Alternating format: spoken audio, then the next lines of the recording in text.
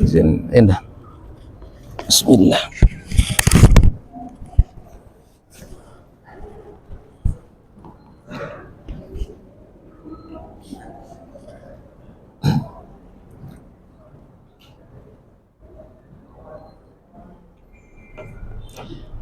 Bismillahirrahmanirrahim.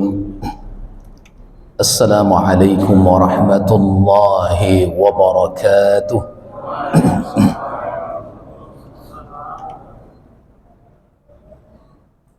Alhamdulillahilladzi hamdan katsiran tayyiban mubarakan fih. Asyhadu an la ilaha illallah wahdahu la syarika lah. واشهد ان محمدا عبده ورسوله لا نبي بعده اللهم صل وسلم وبارك على سيدنا محمد وعلى اله وصحبه اجمعين رب اشرح لي صدري ويسر لي امري واحلل عقدة من لساني يفقهوا قولي فقال الله تعالى في القرآن الكريم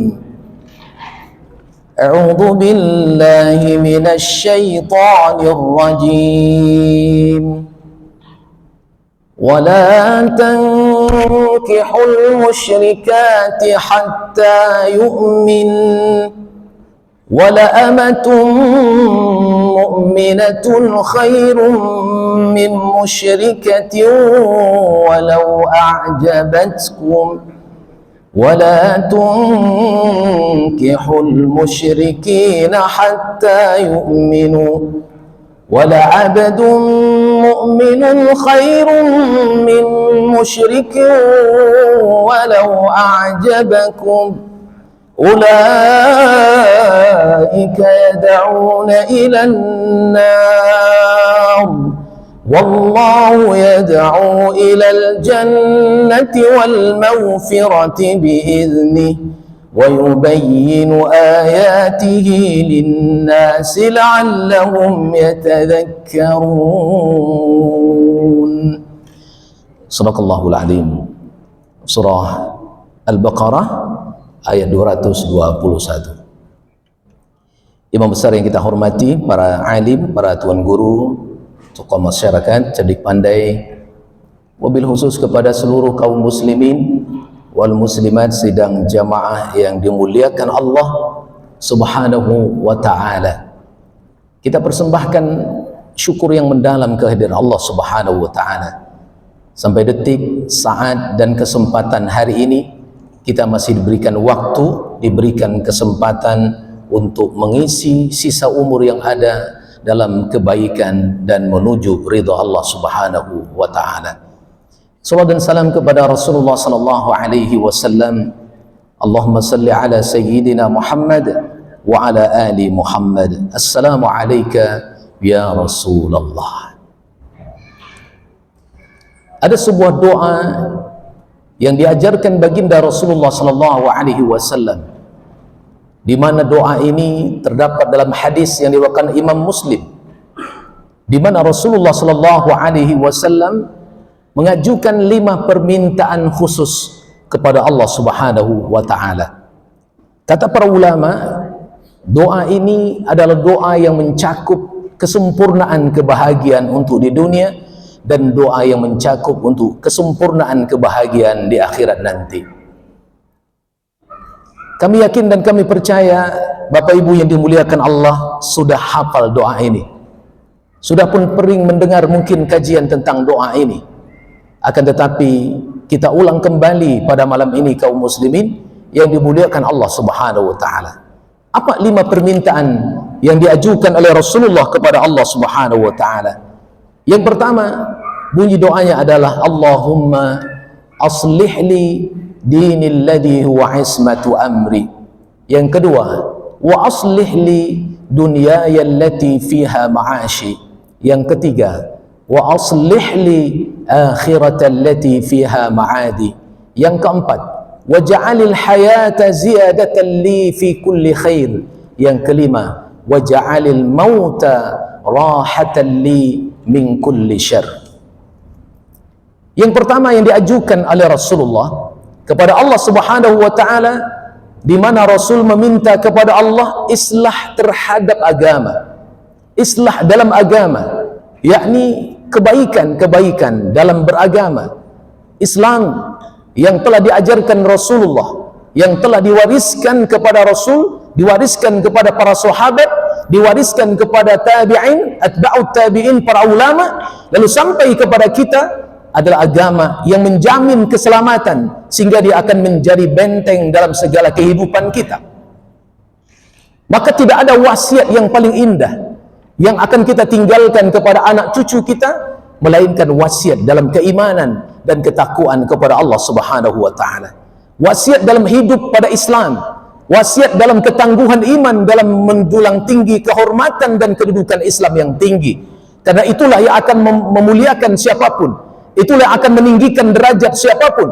Maka ketika kita berada pada Islam ini dan tidak menodai makna keislaman itu, maka kemuliaan akan selalu ada kepada kita. Maka Nabi SAW memperjuangkan agama ini dengan semua perjuangan yang sampai kepada puncak kejayaan Islam, menjadi pemimpin yang terbaik, dan Islam menguasai dunia. Karena sesungguhnya itulah hakikat Islam. Karena Islam itu selalu jadi pemimpin, Islam itu akan selalu menjadi penguasa yang tinggi bagi siapapun. Sesungguhnya apabila Islam itu ditegakkan dalam sendi kehidupan kita, maka kita akan pasti menjadi seorang pemimpin, leader yang paling hebat di mata Allah Subhanahu wa taala. Oleh karena itu, kenapa ada ketentuan larangan yang Allah sampaikan kepada kita, dan ternyata kita lihat terhadap makna yang disampaikan Allah itu, intinya adalah menyelamatkan ketauhidan seorang hamba, menyelamatkan keislaman seseorang agar kemudian tidak tercoreng dan ternoda oleh hawa nafsu dunia yang melekat kepada ketakjuban kepada makhluk yang akhirnya mencoreng terhadap nilai ketakwaan dan keislaman seseorang di hadapan Allah. Tadi ayat kita bacakan kaum muslimin dalam surah Al-Baqarah ayat 221, di mana Allah Subhanahu wa taala menegaskan kepada kita, A'udzu billahi minasyaitonir rajim. Wala tankihul musyrikati hatta yu'min. Wala amatun mu'minatun khairun min musyrikatin walau a'jabatkum. Wala tunkihul musyrikita hatta yu'minu. Wala abdun mu'minun khairun min musyrikin walau a'jabakum.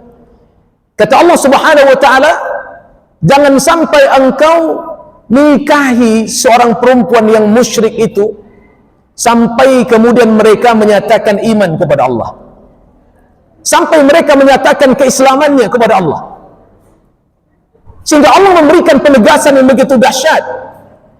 Wala amatun mu'minatun khairun min musyrikatin walau a'jabatkum. Seorang budak hitam yang tidak bentuknya tidak menarik, yang status sosialnya tidak dipandang oleh manusia, tapi mereka memiliki keimanan dan keislaman yang amat hebat di hadapan Allah. Wanita ini, kata Allah, jauh lebih baik ketimbang seorang wanita yang kemudian menakjubkan dirimu. Lain kan mode Madonna rancaknya, Pak. Ya, Pak. Zaman dulu kan terkenal tuh. Ya kan? Selebriti dunia. Atau siapa yang paling cantik di dunia ini. Tapi kemudian mereka tidak memiliki Islam. Mereka berada dalam kekufuran. Maka jangan pernah engkau takjub melihat mereka. Jangan engkau silau melihat mereka, kata Allah. Karena sungguhnya itu tidak terbaik dan tidak menyelamatkan agamamu. Sampai kemudian Allah ingatkan lagi, wala tunkihul musyrikin hatta yu'minu wala abdun mu'minun khairum min musyrikin walau a'jabakum. Jangan kamu, ya, jangan anak-anak perempuanmu dinikahkan dengan seorang laki-laki yang musyrik. Kalau tadi, ya, seorang perempuan yang kemudian, ya, dinikahkan dengan seorang laki-laki yang beriman, menikahi seorang perempuan yang musyrik. Sekarang seorang anak perempuan kita dinikahkan dengan seorang laki-laki yang musyrik, yang tidak beriman, yang kafir, yang tidak seakidah dengan kita. Kata Allah Subhanahu wa taala, wala 'abdun mu'minun khairum min musyrikin walau a'jabakum. Seorang budak yang hitam lebih baik engkau nikahi ketimbang engkau mengambil seorang laki-laki yang musyrik yang menakjubkan dirimu. Di zaman Rasulullah sallallahu alaihi wasallam ada seorang sahabat namanya Julaibib radhiyallahu anhu. Julaibib ini Bapak Ibu tidak jelas siapa ayahnya dan siapa ibunya. Kalau bahasa kampung awak, anak terbuang, Pak. Dia menjadi ahlus suffah yang tinggal di Masjid Nabawi, yang berkhidmat kepada Rasulullah sallallahu alaihi wasallam. Miskin luar biasa. Status sosial tidak dianggap dalam pandangan manusia. Tidak pernah punya rumah. Tidur beralaskan telapak tangannya, tidak pernah punya bantal. Lalu suatu kali Rasul datang kepada Julaibib. Ya Julaibib, ya Rasulullah. Laitaka nak begini. Ada enggak keinginan hasratmu untuk menikah ya Julaibib?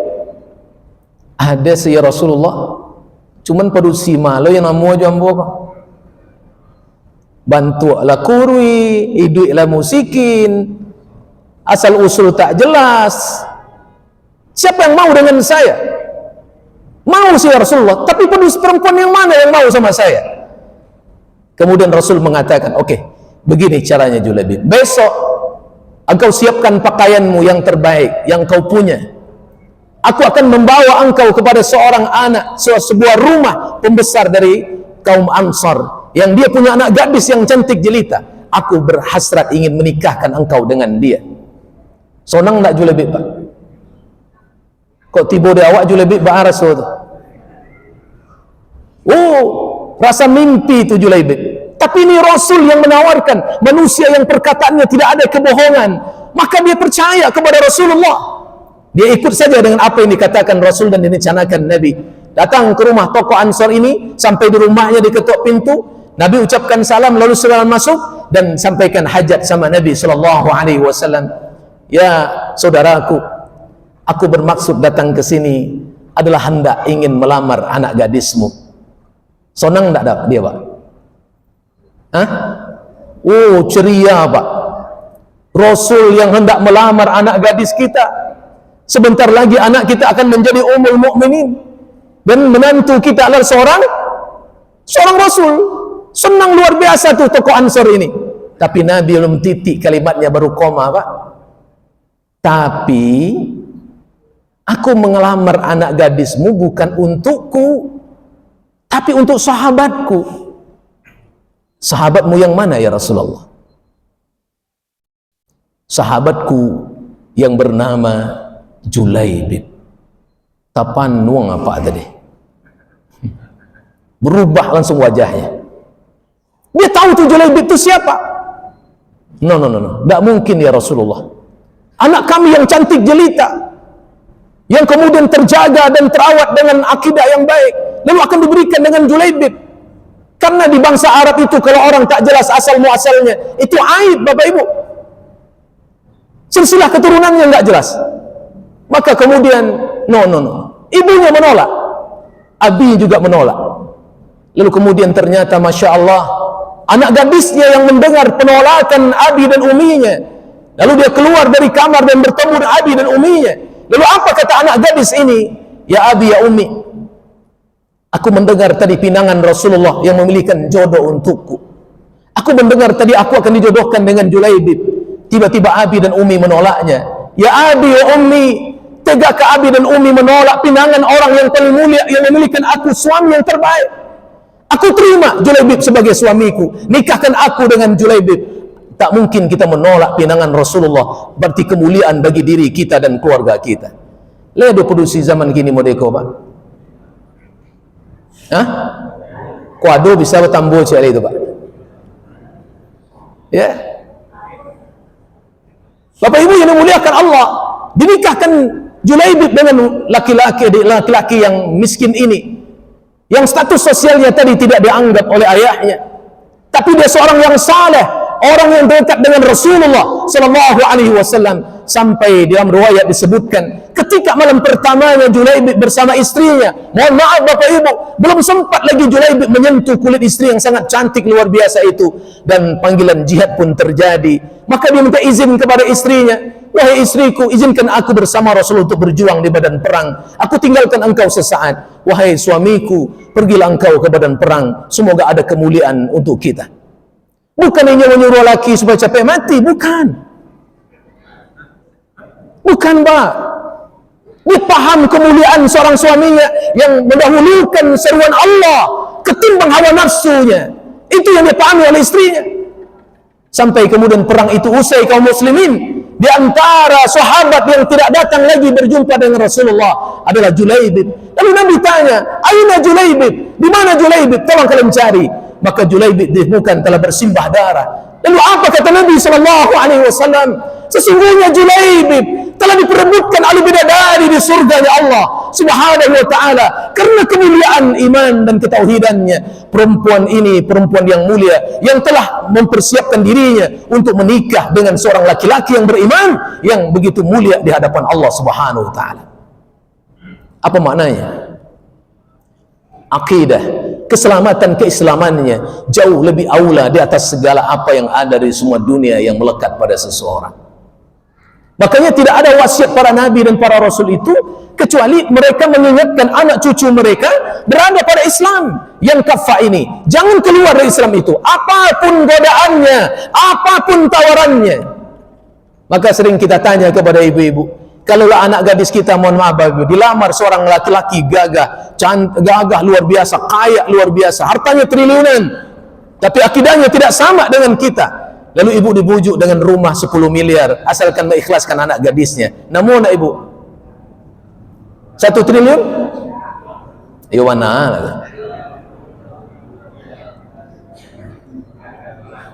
Oh, tidak mau ya. Kalau Bapak Ibu tidak mau, itulah esensi terhadap ayat itu. Karena ayat ini Allah ujungkan dengan kalimat yang indah. Apa sebab kemudian Allah melarangnya? Bukan berarti dia tidak cantik, bukan berarti dia tidak kaya, bukan berarti dia tidak bangsawan, menakjubkan secara dunia. Tapi sesungguhnya mereka, kata Allah Subhanahu wa taala, ulaika yad'una ilan nar. Mereka itu hanya akan menipumu, mengajakmu kepada neraka. Sementara apa kata Allah? Wa yad'u, apa kata Allah Subhanahu wa taala? Wallahu yad'u ilal jannati wal maghfirati bi'izni.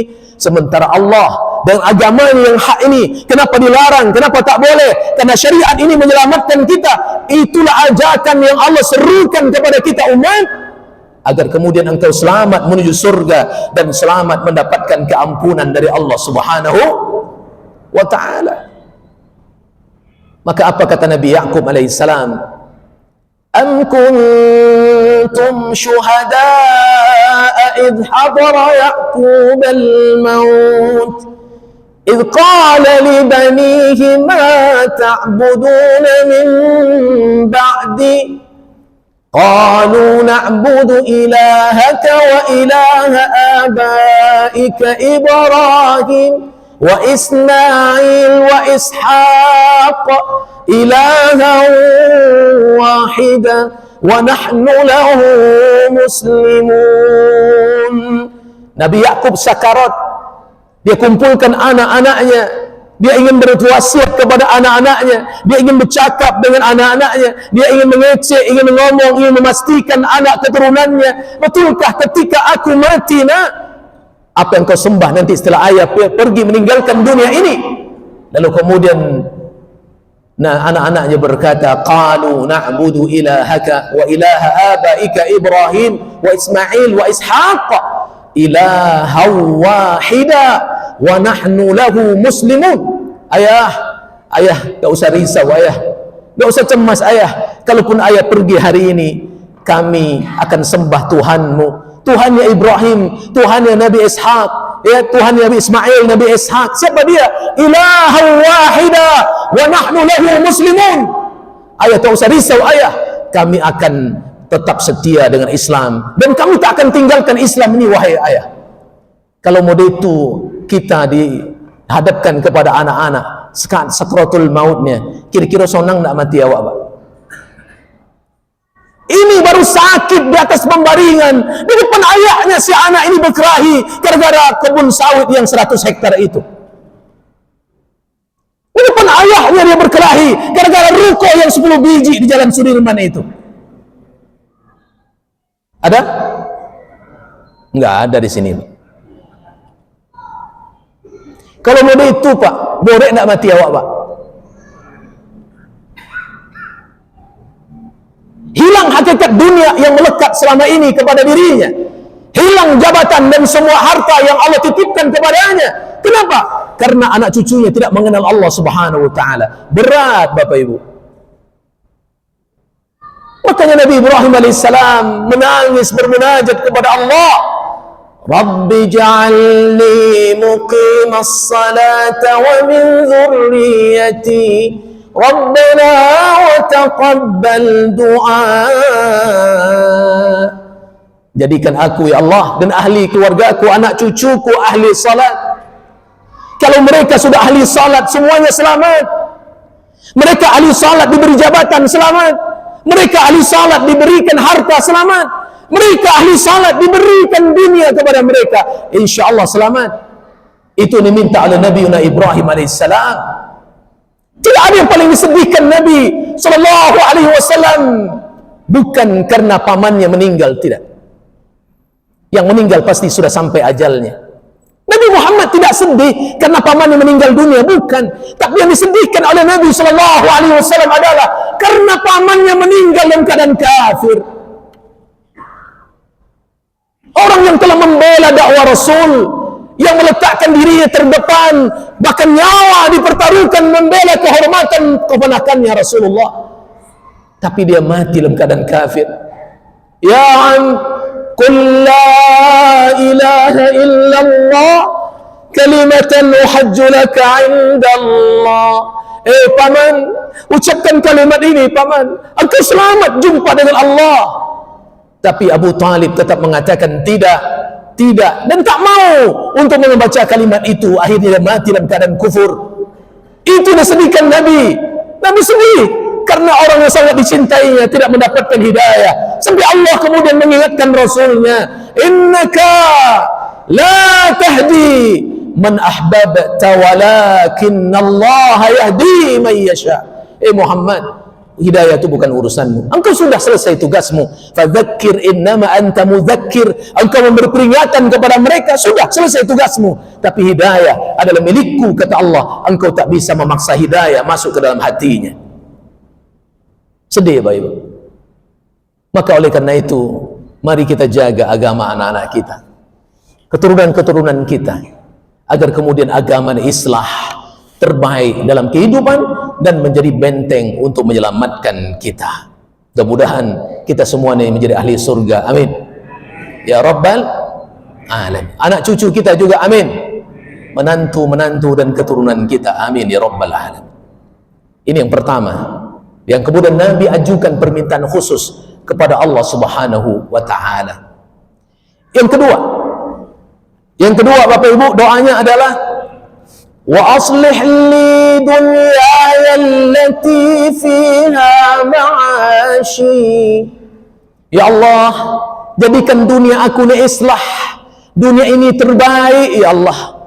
Kenapa? Di sini aku hidup. Makanya semua apa yang dicontohkan Nabi itu terbaik dalam urusan dunianya. Nabi SAW menjalankan kehidupan dunia itu dengan tatanan yang sangat ideal dan luar biasa. Maka Nabi sangat berhati-hati menjalani dunia. Sebab apa? Kebahagiaan dunia adalah cerminan kebahagiaan akhirat.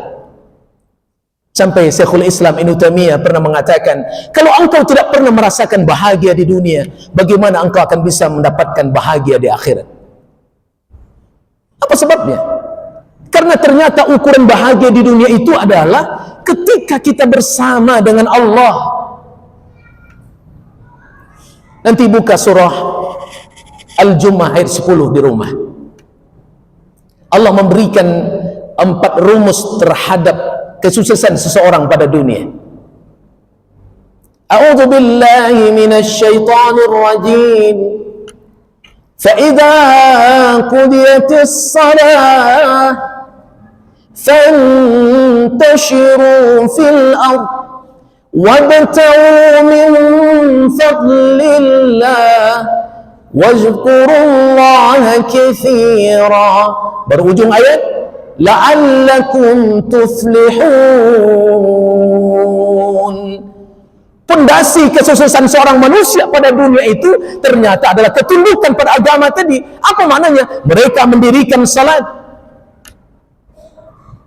Jadi kalau ada orang karena dunianya mereka meninggalkan salat, gara-gara cuman sehektar kebun sawit yang nggak salat zuhur. Mohon maaf Pak, mohon maaf. Kalau Bapak mau bangun masjid, buatlah kontrak dengan para tukang itu agar mereka menjadi ahli sholat dengan membangun masjid. Karena sebanyak-banyaknya tukang masjid tapi mereka tak sholat, padahal ini bangunnya masjid. Betul?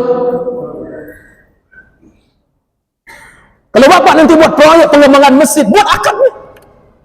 Kami ACC approval, kami approve terhadap kontrak ini, tapi ada catatan. Itu dakwah Bapakku. Itu dakwah yang ditegakkan. Oh, itu kan urusan mereka. Iya, itu urusan mereka. Tapi kalau Bapak bisa menjadikan itu bagian dari dakwah, karena mereka membangun masjid. Iku kadang-kadang sedang awak sholat dengan tukang juga loh. Buat peradaban itu. Kenapa? Tidak akan mungkin mereka bahagia. Nggak mungkin. Kebahagiaan itu tidak ada kalau tidak bersama dengan Allah.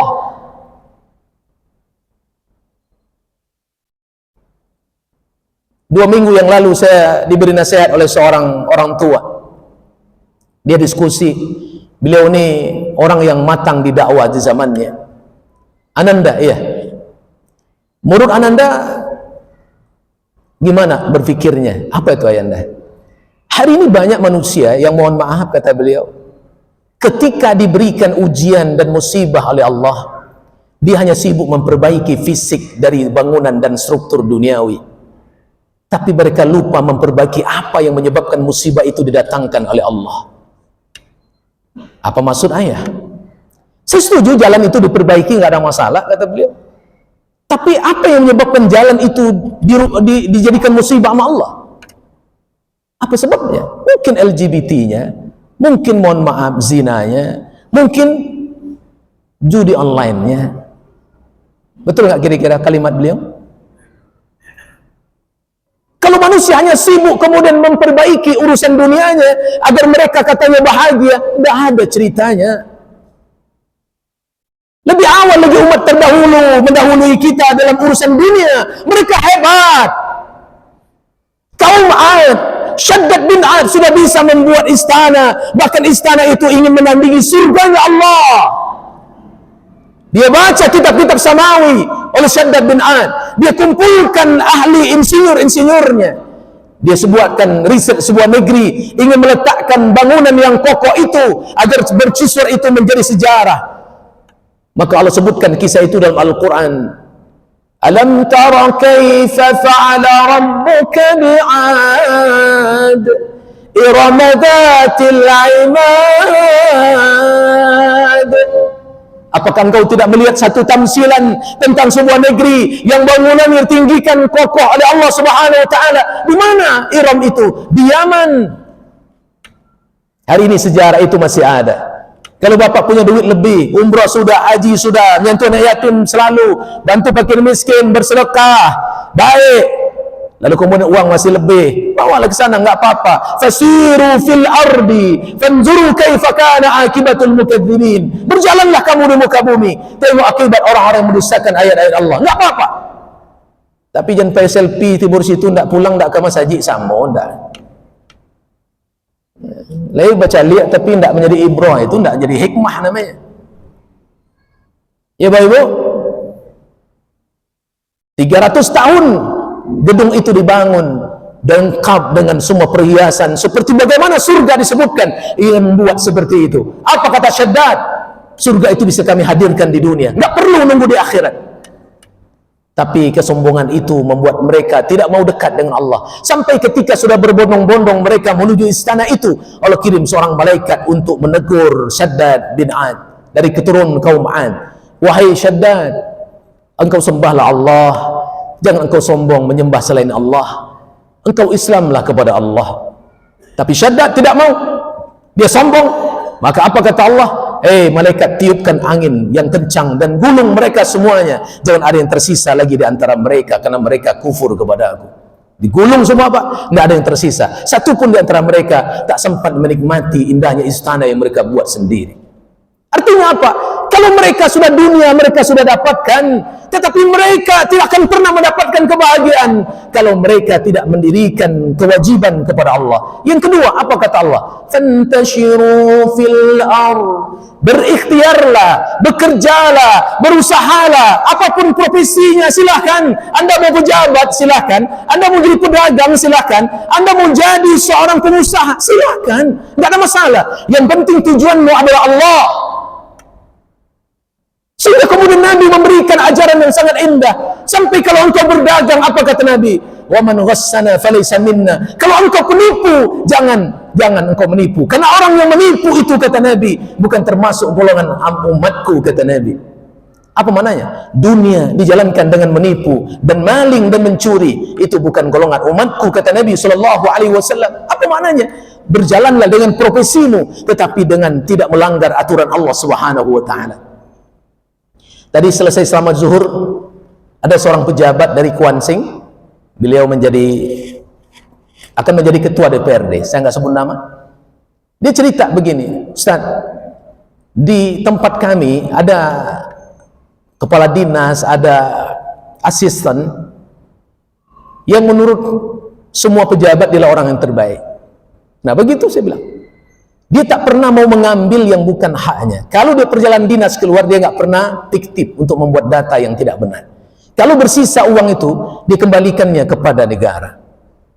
Sehingga akhirnya kalau ada orang yang kemudian tidak memberikan dia posisi, orang itu yang akan dibenci. Bukan dia yang dibenci. Kan orang sebaik itu siapa yang bisa menghilangkan dia dari kebaikan yang ada? Sampai begitu dia bilang. Ya, karena beratnya Ustaz, kata beliau, untuk berada pada pantasyiru fil ardi dan masuk pada kelompok yang ketiga, wabtau min fadlillah. Berulang kali saya contohkan kalimat ini. Kemarin di sana saya sampaikan, ibu-ibu, saya tanya, kalau besok pagi suami ibu pulang, lalu kemudian apa kata beliau? Alhamdulillah mama sudah lama merindukan uang 100 juta. Udah berusaha saya mencarinya, namun tak pernah Allah berikan. Hari ini Allah sayang sama kita. Baru saja tadi papa menang judi online, dapat 100 juta. Kira-kira apa kata ibu? Hah? Uang haram. Uang haram bang, jangan bang, masukkan aja ke sini. Sama tuh. Kalau ibu seorang wanita soleha, ibu akan mengatakan, suamiku, siapa yang tak ingin bahagia?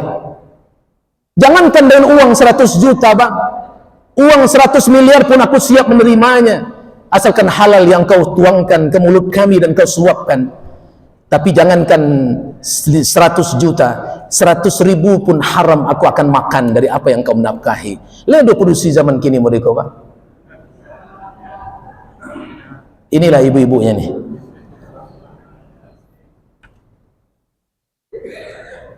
Sebab apa Bapak Ibu? Kalau ada orang mengatakan, kami bahagia Ustaz, kami pokoknya asal kenyang saja, pokoknya mental cukup saja. Kalau itu yang terjadilah fitnah akhir zaman yang dikatakan Nabi SAW.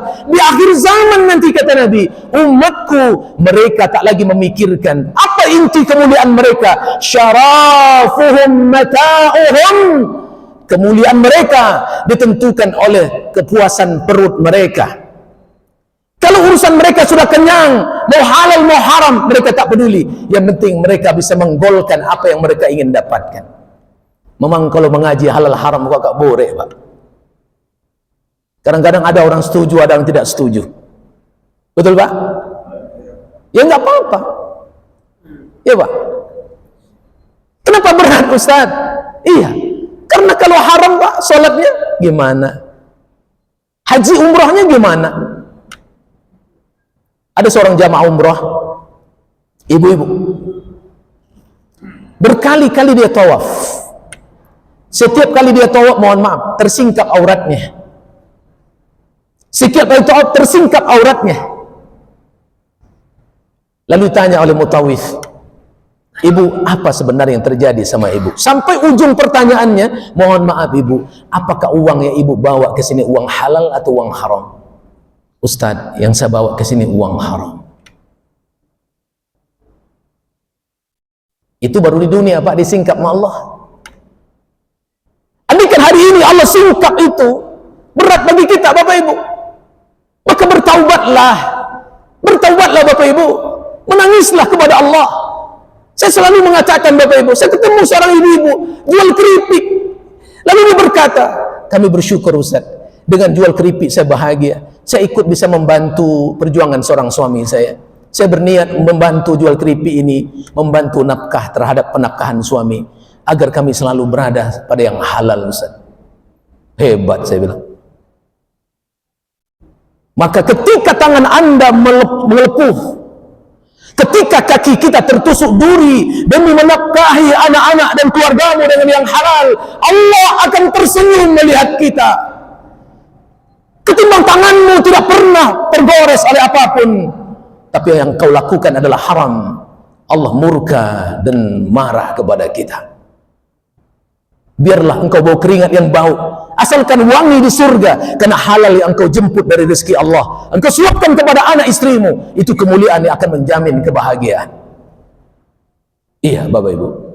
Makanya di ujung ayat apa kata Allah? Wazkurullah katsira, banyaklah engkau zikir kepada Allah. Apabila kita melakukan apa yang diharamkan, maka terlepas dari makna zikir kepada Allah. Bagaimana mungkin sukses itu akan kita dapatkan? Enggak mungkin. Manusia saja mengatakan dia hebat, manusia saja mengatakan dia sukses, di mata Allah tidak sukses dia. Bapak Ibu yang muliakan Allah, makanya apa yang diajarkan Nabi begitu sangat penuh dengan makna ketika kita mau menyelaminya dengan ikhtiar dan perjuangan yang hebat. Ingatkan anak cucu kita, Bapak Ibu. Makanya Nabi kemudian melarang, apa kata Nabi? Ya ar-rashi wal murtashi finnar. Orang yang menyogok dan tukang sogok dalam neraka. Apa sebab? Walaupun mereka berjaya dengan perbuatan itu, mereka tak dapat kebahagiaan. Itu maksudnya. Tak ada ceritanya mereka bahagia.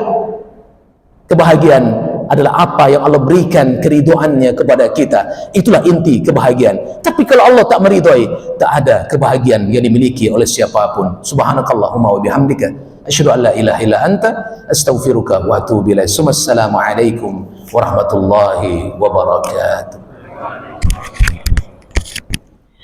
Alhamdulillah, terima kasih banyak kepada Ustaz yang telah menyampaikan kajian kepada malam hari ini.